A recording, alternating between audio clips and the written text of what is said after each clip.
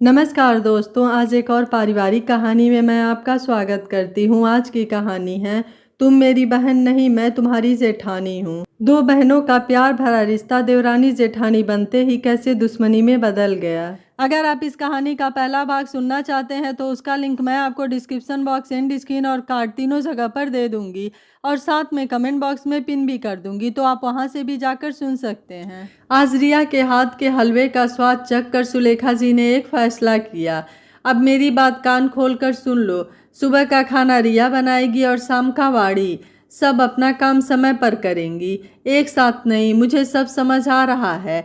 वाणी बहू, तुम मुझे बेवकूफ़ समझती हो? इतने सालों का तजुर्बा है। भाप लेती हूँ कि कौन क्या कर सकता है। इस रिया बहू पर खाना बनाना नहीं आता, बस सारा टाइम तुम्हारे साथ रसोई में खड़े रहने का नाटक करती है। हाथ में मोबाइल रहता है सारा दिन। कब तक तुम बड़ी बहन होने का बोझ उठाओगी? तुम्हें तो बड़े ऐंठ से जेठानी बनना चाहिए और तुम इससे दबती रहती हो। ये सारी बातें रिया के सामने हो रही थी। मन टुकड़े टुकड़े हो गया। आज वाणी और रिया के बीच खिंची गई ये पहली लाइन थी जिसे पार करने से मना किया गया था। वाणी तो शुरू से ही सारे कामों में निपुण थी, बस सीधी साधी थी। पर रिया हमेशा वाणी और माँ की आड़ में बच्ची बनकर ही रही।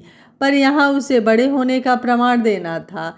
रिया दौड़कर अपने कमरे में चली गई। वाणी भी उसके पीछे पीछे भागी। वाणी ने पीछे से रिया को जकड़ लिया। रिया बहुत रोई। आस, अरे चुप हो जा, बोला ना, सास तो ऐसी ही होती है। सीरियल नहीं देखती क्या? वाणी ने कहा। हाँ दीदी, आपको कोई फर्क नहीं पड़ता, पर आज बेइज्जती तो मेरी हुई है। आपका क्या है? आप तो महान बन गई। वैसे भी आप तो उनकी पसंदीदा बहू हैं। ये बात तेरे मेरे बीच में कैसे आ गई रिया? क्या ये शुरुआत थी दोनों बहनों के मनमुटाव की? सच कहते हैं लोग, बोए बीज बबूल के तो आम कहाँ से हो। ऐसा ही कुछ सुलेखा जी अपनी बगिया में कर रही थी। आज जो कुछ भी हुआ उसके बाद एक नकारात्मक तस्वीर बन चुकी थी सुलेखा जी की रिया के सामने, पर वो गुस्सा अपनी बहन पर निकाल रही थी। देख रिया, माँ जी ने जो कुछ भी कहा वो उन्होंने कहा। तू मुझसे क्यों नाराज़ है? देख, मुझे बिल्कुल अच्छा नहीं लगता जब तू नाराज़ होती है। माँ क्या कहती हैं, चाहे जो कुछ हो जाए, पर ये याद रखना कि तुम एक ही कोख की संतान हो। एक दूसरे का साथ कभी ना छोड़ना। दीदी, मुझे डर लग रहा है। क्यों मम्मी जी मेरे साथ ऐसा कर रही हैं? क्यों वो नहीं पसंद करती कि मैं पहले की जैसी आप पर हक जताया करूं? वो क्यों आपको मेरी जेठानी बनाने पर तुली हैं? देख, थोड़े दिन की बात है। थोड़े दिन बाद हम मायके जाएंगे। कुछ समय के लिए सब भूल जाएंगे। वहीं तू और मैं खूब मस्ती करेंगे, खूब लड़ेंगे एक दूसरे से। कल मेरी माँ से बात हुई, वो 1-2 दिन में फ़ोन करने वाली हैं मम्मी जी से अनुमति के लिए। ये सुन थोड़ा सुकून मिला रिया को। अभी हालात रिया के लिए मुश्किल हो गए थे, क्योंकि अभी तक तो वाणी के साथ सफ़र अच्छा कट रहा था रसोई का, पर अब तो हुक्म का पालन करना था। अब तो अकेले ही रसोई में एक वक्त का खाना बनाना था। अभी सुबह के खाने की जिम्मेदारी रिया की थी। वाणी को सख्त हिदायत थी, मदद के लिए ना जाए। मन ही मन दुख रहा था, मेरी ही बहन के साथ ऐसा हुआ, वो भी मेरे सामने। अगर मेरे साथ ऐसा होता तो रिया लड़ जाती, बिना देखे कि सामने कौन है। बस इसी हिम्मत की तो कमी थी। जैसे तैसे काम हो रहा था, पर हर बार वाणी को वाहवाही मिलती और रिया को ताने। मन खट्टा हो गया था रिया का, और इसका असर होता उसकी जबान पर जब वो वाणी से बात करती। रिया और वाणी, परसों करवा चौथ है और ये तुम्हारा पहला करवा चौथ है। सुबह सुबह जल्दी उठकर नहा लेना और जो खाना है तभी खा लेना, फिर सारा दिन कुछ नहीं खाना। मेहंदी वाली को कल बुलाया है, मन से मेहंदी लगवाना, कोई कंजूसी ना करना।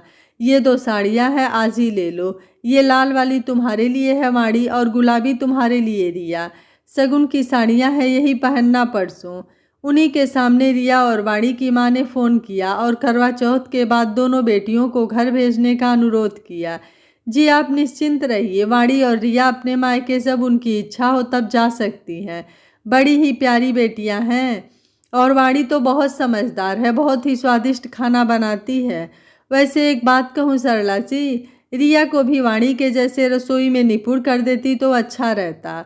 एक बेटी की बड़ाई और एक बेटी की तुलना सुनकर मन बैठ गया। फिर भी यही कहा गया कि रिया छोटी थी तो थोड़ी लाड प्यार में ही रही, और वो मन की बहुत अच्छी है। मेरी दोनों बेटियां एक दूसरे की जान हैं। आपसे विनती है, कोई गलती हो जाए तो माफ़ कर दीजिएगा, उन्हें नादान समझकर। अरे नहीं सरला जी, ऐसी कोई बात नहीं है, अब ये इस घर की बहुएं हैं, मेरी बहुएं हैं, आप निश्चिंत रहिए, सब सीख जाएंगी। फोन पर बात करके पलटी ही थी कि देखा, रिया के हाथ में लाल साड़ी और वाणी के हाथ में गुलाबी साड़ी थी। अरे वाणी बहू, ये साड़ी तुम्हारे लिए थी और रिया के लिए गुलाबी। वो माँ जी, रिया को ये साड़ी पसंद आई तो मैंने ये उसे दे दी। हर बार अपना हक देती रही तो एक दिन खाली हाथ रह जाओगी। और रिया, तुम भी थोड़ा समझा करो, हर बार अपनी बहन से छीन लेती हो जो भी उसे मिलता है। क्या तुम्हें हम जो भी देते हैं पसंद नहीं आता? तुम ही तो बताती थी कि तुम्हें गुलाबी रंग पसंद है, तो मैं गुलाबी रंग लाई थी तुम्हारे लिए। मुझसे गलती हो गई मम्मी जी। और वो लाल साड़ी वाड़ी को देकर अपने कमरे में चली आई। पर आज वाड़ी रिया के पीछे नहीं आई। आज उसने कमरे में जाकर रिया से ये नहीं कहा कि सीरियल नहीं देखती क्या। आज उसने उसकी जिद पूरी नहीं की। शायद जो बीज बोया जा रहा था उसकी नवजात जड़ें निकलने लगी थी। आज रिया इंतजार करते करते सो गई, पर वाड़ी नहीं आई। अगले दिन जब दोनों नीचे आई तो पता नहीं कैसी कसक थी दोनों के बीच। वो चमक जो रोज एक दूसरे को देखकर महसूस करती थी, आज नहीं थी। आज कल की बात का कोई जिक्र नहीं हुआ। काम का जायजा खत्म हुआ, मेहंदी वाली आ गई। अच्छे से मेहंदी लगवाना। रिया सोच में डूब गई। पहले जब मायके में मेहंदी लगाने आती थी तो कैसे मैं और दीदी उससे लड़ने लग जाती थी। तूने दीदी की ज़्यादा अच्छी मेहंदी लगाई है, मेरी नहीं। और सब हमारे मज़े लेते थे। माँ तो ये भी कहती थी कि अब से दोनों एक ही डिज़ाइन की मेहंदी लगवाना, ताकि लड़ना न पड़े। आज दो मेहंदी वाली आई थी, चुपचाप सन्नाटे के साथ। एक सोफा मेरा था और एक दीदी का।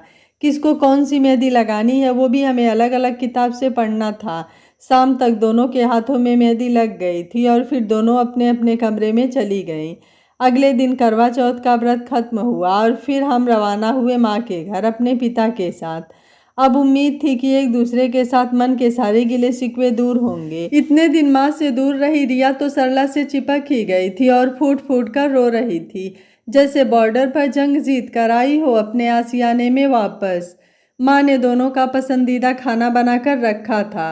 माँ, इस बार इस रिया को कम से कम खाना बनाना सिखा देना, ताकि वहाँ पर मेरी नाक न कटे। अब हर बार तो मैं इसके साथ नहीं रह सकती इसका साथ देने को।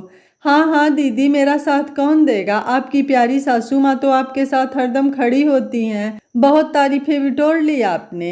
हाँ, तो थोड़ा तो तुझे भी लिहाज रखना चाहिए। यहाँ हम कैसे भी रह ले, पर वो ससुराल है। यहाँ माँ हर वक्त तैयार होती हैं हर गलती माफ़ करने को। वहाँ गलतियों को बढ़ा चढ़ा के दिखाया जाता है। माँ सामने थी जो देख रही थी। आज मेरी दोनों बेटियां नहीं, देवरानी और जेठानी खड़ी थी जो बहस कर रही थी। इसी बात का डर था जब ये शादी का रिश्ता आया था। अब मन घबरा रहा था कि कहीं ये छोटी छोटी बातें बड़े झगड़े की वजह ना बन जाए। मायके में थोड़े दिन बीते तो गिले शिकवे मिटने लगे। वही रिया और बाड़ी की अनकही बातें, वो रात रात भर जाग कर एक दूसरे के साथ योजना बनाना शुरू हुआ। सुबह सुबह राघव का फोन वाणी को आया। वाणी, मुझे बहुत बुरा लग रहा है बोलते हुए, पर क्या तुम घर आ सकती हो? माँ का पैर मुड़ गया है और मोच आई है। वो तुम्हें याद कर रही हैं। अरे क्या हुआ माँ जी को अचानक? ये भी कोई बुरा लगने की बात है? मैं आ जाऊंगी, मैं तुम्हें लेने आ जाऊंगा। रिया और सरला सामने ही थी। रिया को ये बात बुरी लगी कि ऐसे वक्त में माँ ने मुझे साथ आने को नहीं कहा। क्या उन्हें मुझ पर भरोसा नहीं? माँ, मैं बाद में आ जाऊंगी मिलने। माँ जी का पैर मुड़ गया है। हाँ बेटा, तुम्हारी वहाँ जिम्मेदारी जरूरी है, मैं तैयारी कर देती हूँ। रिया मुरझाई सी खड़ी थी। अरे रिया, तू भी चली जा साथ, वहाँ तेरी भी ज़रूरत होगी। माँ, मेरी ज़रूरत होती तो मुझे मम्मी जी साथ आने को कहती, पर उन्होंने बस दीदी को ही कहा। अभी वक्त नहीं था बहस या समझाने का, तो सरला जी ने कुछ नहीं कहा। वाणी चली गई ससुराल। इधर रिया खुश तो थी, पर मन में छोटी छोटी बातों को जमा कर रही थी। उधर सुलेखा जी को पूरा समय मिला वाड़ी के साथ अपने रिश्ते को मजबूत करने का। एक दिन अचानक रिया बेहोश हो गई। अरे रिया, क्या हुआ? सब ठीक तो है ना? रिया के पापा उसे लेकर हॉस्पिटल भागे। क्या हो गया? कहीं ज़्यादा मानसिक तनाव तो नहीं ले बैठी? मुझे तो घबराहट हो रही है। घबराओ मत सरला, हो सकता है कुछ खाया पिया नहीं हो। क्या बोलूँगी मैं राहुल जी को, उन्हें तो कुछ पता भी नहीं है। थोड़ी देर में डॉक्टर वहाँ आई। डॉक्टर क्या बात है, सब ठीक है ना? मेरी बेटी अचानक कैसे बेहोश हो गई? अरे मिठाइयाँ खिलाइए, आपकी बेटी प्रेग्नेंट है। आंखों में जैसे दोनों के चमक आ गई। क्या हमारी रिया माँ बनने वाली है? खुशी के मारे पैर जमीन पर नहीं थे। अरे वाणी भी यही होती तो अच्छा होता। ये सुन रिया की माँ की हंसी अचानक मायूस हो गई। वाणी बड़ी है और कहीं उसके मन में कुछ बात आ गई तो? ऐसा कुछ नहीं होगा, मेरी दोनों बेटियां समझदार है। अब मैं ये खुशी मनाऊंगी और अपनी रिया को भर भर कर आशीर्वाद दूंगी। इससे पहले सुलेखा जी को ये खुशखबरी दूं। सरला ने सुलेखा जी को फ़ोन किया। राधे राधे, कैसी हैं आप? मैं ठीक हूँ। अब आप कैसी हैं? सुलेखा जी ने वापस पूछा। मैं अच्छी हूँ, आपको खुशखबरी देनी थी। अरे आप दादी बनने वाली हैं, हमारी रिया पेट से है। क्या मैं दादी बनने वाली हूँ? आपको भी बधाई। रिया कहाँ है? आज तो खाटू महाराज की कृपा से मेरे घर में रोशनी हो गई। मैं बहुत खुश हूँ। रिया से बात करा दीजिए। अभी वो अस्पताल में है, अभी आराम कर रही है, थोड़ी देर में बात कराती हूँ। वाणी से बात करा दीजिए। अरे वाणी इधर आ। वाणी ने पूछा, क्या हुआ मम्मी जी? अरे तू ताई बनने वाली है, हमारे घर में बाल गोपाल आने वाले हैं। रिया पेट से है। ये सुन वाणी के चेहरे पर खुशी दिखाई नहीं दी। सुलेखा समझ गई। सरला जी, मैं बाद में बात करती हूँ। वाणी का इस तरह से नज़रअंदाज करना सरला को सब कुछ कह गया। वैसे भी एक माँ को जज्बात समझने के लिए ज़रूरी नहीं कि बच्चा सामने हो। वाणी को मैं बाद में समझा दूंगी, पर अभी वक्त है कि रिया को खूब खुश रखूं।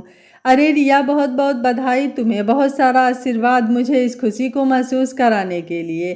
क्या हुआ माँ? मैं अस्पताल में हूँ और आप खुश हो रही हैं? अरे मेरी गुड़िया, अब तो बड़ी हो जा, अब किसी और को भी संभालना है तुझे। मम्मा मतलब मैं नानी बनने वाली हूँ और तुम माँ? क्या? एक हल्की सी मुस्कुराहट रिया के चेहरे पर उभर आई। आज तो सुलेखा जी के पांव जमीन पर नहीं हैं। इतनी बड़ी खुशखबरी मिली उन्हें।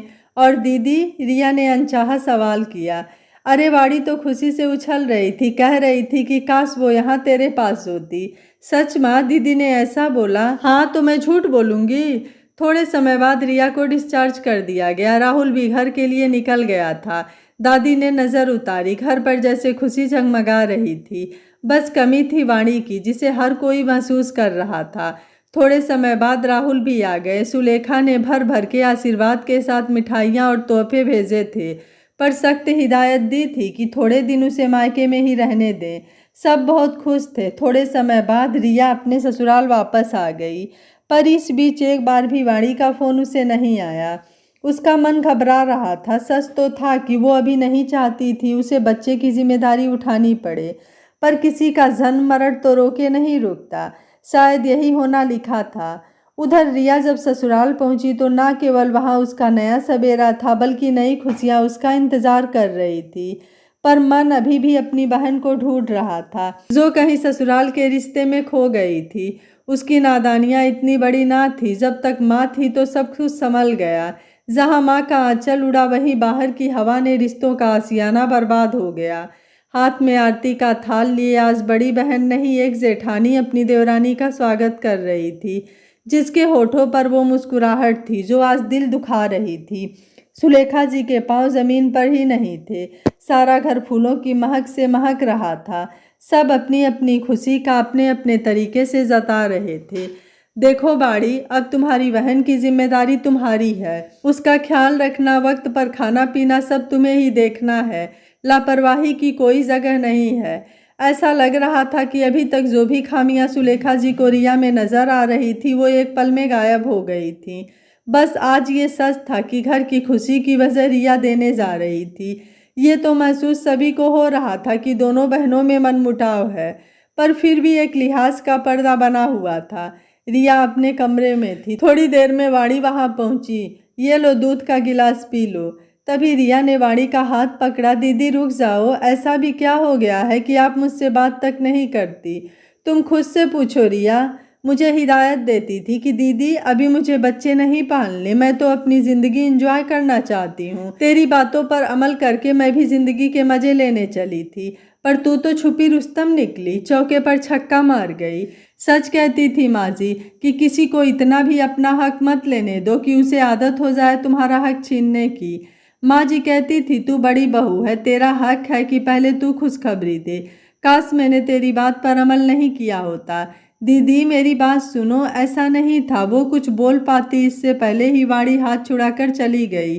वक्त बीत रहा था, हर खुशी घर वाले रिया की कदमों में बिछाए थे, फिर भी वो अपनी बहन को सामने होते हुए भी ढूंढ रही थी, पर वो चाह कर भी नहीं ढूंढ पा रही थी। न जाने क्यों सुलेखा जी को सब खबर थी। वो चाहती तो सब कुछ एक पल में ठीक कर देती, पर यहाँ उनका अहम एक सास का रूप ले रहा था, जबकि दोनों को यहाँ एक माँ की जरूरत थी। लगभग 7 महीने बीत चुके थे। वाणी ने राघव को डॉक्टर के पास साथ चलने को कहा। राघव भी चाहता था कि ये खुशी वाणी भी महसूस करे, आखिर अपना बच्चा अपना होता है। वाणी ने ये बात सुलेखा को भी बताई। उसे भी पता था कि वाणी किस परिस्थिति से गुजर रही है। ठीक है, अब दिखा ही दो डॉक्टर को तो अच्छा है।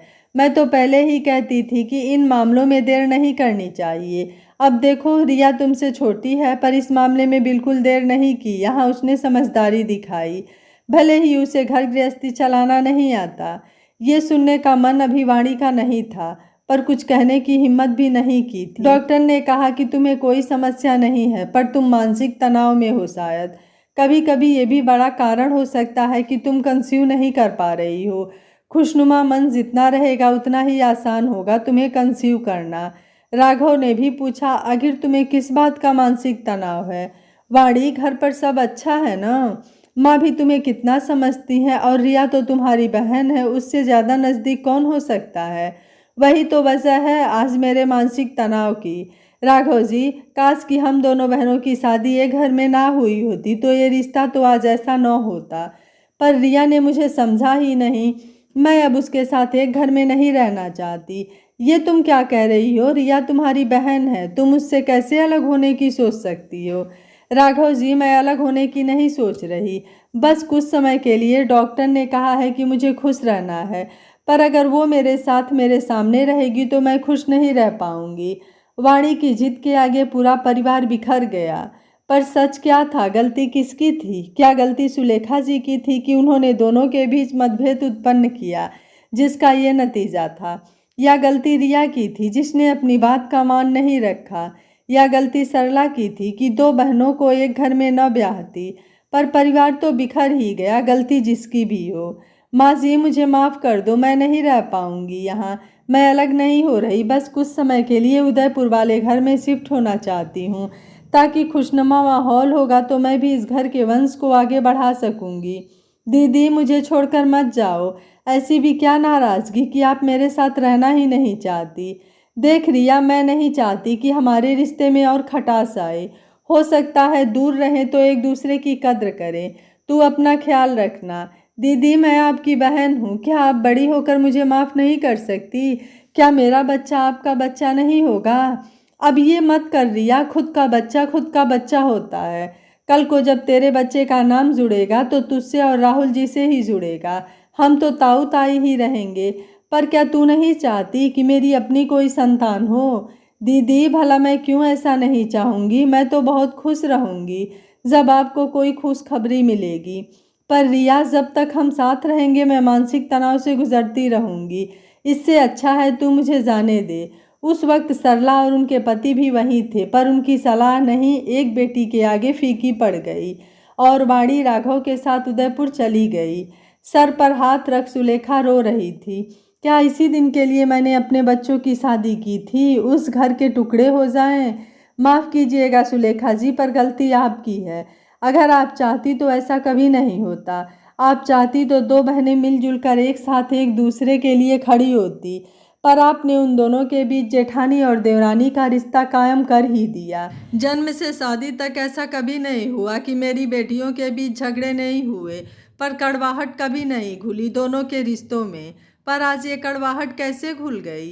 क्या हो जाता अगर आप उन्हें माँ बनकर हिदायत देती, पर आपने सास बनकर उन्हें एक दूसरे को हीन भावना से देखना सिखाया। ये कहकर सरला जी वहाँ से चली गई। वाणी उदयपुर में बस गई, पर वहाँ भी वो जिस सुकून को ढूंढ रही थी नहीं पाई, क्योंकि वो रिया से नहीं खुद से भाग रही थी। उसे लगता था कि रिया उसकी परेशानी की वजह है, पर रिया नहीं, वो खुद जेठानी के रूप में ढलने लगी थी। वरना बहन की बातों का भला इतना बुरा कभी नहीं लगता। दिन बीत रहे थे, उधर रिया की डिलीवरी का समय नज़दीक था। सुलेखा जी अकेले सब संभालने में असमर्थ थीं।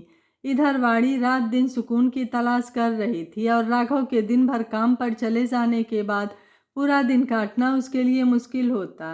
रह रह कर उसे रिया की अटखेलियां याद आती। वो गलती इतनी बड़ी भी नहीं थी जितना वाणी ने उस बात को बड़ा बना दिया था। रह रह कर उसे पछतावा हो रहा था।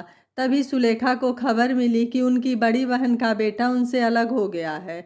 जो बीज वो सुलेखा के मन में बो कर गई थी वही बीज उन्होंने अपने घर में भी बोया था, जिसके फल अब मिलने लगे थे। ये सुनकर सुलेखा को अपनी गलती का एहसास हुआ। रिया को डिलीवरी के लिए अस्पताल ले जाया गया। ये खबर वाणी तक भी पहुंची। तू कितनी बुरी हो सकती है वाणी अपनी बहन के लिए। आज उसे सबसे ज़्यादा ज़रूरत है तेरी। एक नन्हा सा मेहमान आने वाला है, उसकी क्या गलती है। नहीं वाणी, तेरा अहम इतना बड़ा नहीं हो सकता। जिंदगी बार बार मौका नहीं देती अपनी गलती सुधारने का। आज तुझे मौका मिला है तो इसे जाने ना दे। उधर अस्पताल में सब लोग जमा थे। किसी भी वक्त खुशखबरी आ सकती थी। सभी ने देखा वाणी और राघव भी आ चुके थे, जिसने अपनी सास और माँ से माफ़ी मांगकर अपनी गलती का पछतावा किया। थोड़ी देर में खबर मिली कि लड़का हुआ है। ये खबर सुनकर तो पांव ज़मीन पर ही नहीं थे सबके। 4 दिन बाद रिया को डिस्चार्ज मिल गया। वो बच्चे को लेकर घर आई। 4 दिन बाद रिया को डिस्चार्ज मिल गया। वो बच्चे को लेकर घर आई। आज घर पर उसका स्वागत उसकी जेठानी ने नहीं, उसकी बड़ी बहन ने किया। गला भर आया था रिया का। माफी मांगने के लिए मुंह खोला ही था कि वाणी ने उसे खींचकर गले लगा लिया। बस गिले शिकवे नीर में बह गए और सारा परिवार खुशी खुशी रहने लगा। कुछ महीनों बाद वाणी को भी खुशखबरी मिली। ये परिवार पूरा हो चुका था और सास भी माँ बन चुकी थी, जहां अब जेठानी देवरानी नहीं 2 बहनें थी। यह कहानी आपको कैसी लगी आप मुझे अपनी राय कमेंट बॉक्स में ज़रूर दीजिएगा। वीडियो पसंद आया है तो वीडियो को लाइक शेयर एंड चैनल को सब्सक्राइब कर लीजिएगा। Thank you for watching. मिलते हैं अगली कहानी में।